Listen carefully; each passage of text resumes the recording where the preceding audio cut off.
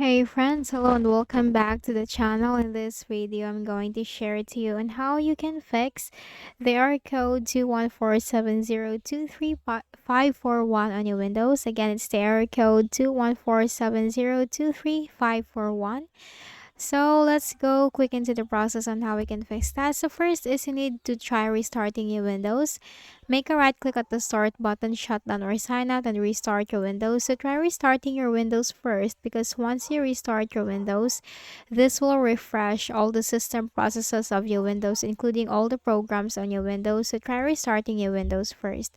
Then for the next method in the Windows search bar, type here CMD. On the right pane, you have to click on Run as Administrator. Then here you need to type this command, sfc space forward slash scan now. It's sfc space forward slash scan now. Then you have to simply hit enter.